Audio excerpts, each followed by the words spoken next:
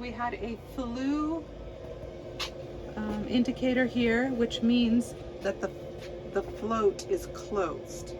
That's what that means. So this container down here was full of water past this pipeline. So because of that, there was sediment, there was something in there that was causing the float to stay up. When the float stays up, then the water's not going to flow and it's going to cause this flue to show up. So what he did was, first he took a wet vac. He took a wet vac to this and sucked all the water out of here. Did he just plug it in there? Yeah, he put the wet vac on there. And then he sucked it out, and all the water sucked out of here. It could have been that something was clogged up here.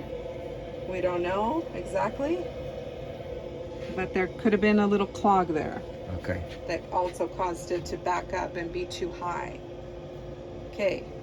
Then number two, he came here and twisted this off and pulled it out. So this comes off and then you pull it out and comes down. And then he dumped all the water out. It was all filled with gunk. He dumped it all out and then filled it up with water to about here. Just a little, not all the way up, but just some water. Has to have water in there. And then he put it back on. Make sure.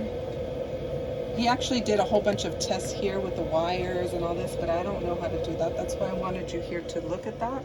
But you didn't come, so I don't know how to explain that very well, but he took that off to check and see, I guess, if the power was going on. I don't really know. The only thing I know is this was taken off. Then when you put it back on, you have to make sure all the lines line up here. And then this one is the switch. This is the switch right here. But I can't see it. Let me see what it looks like. Yeah, so it has to be exactly how it is there, if you can show it really well. Yeah, I got it. And that's basically it. He took this off just to see if there's anything going on, but he said everything looked fine there.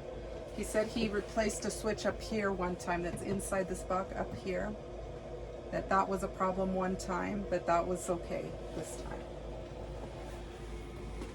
Now, do you want to talk about these? No.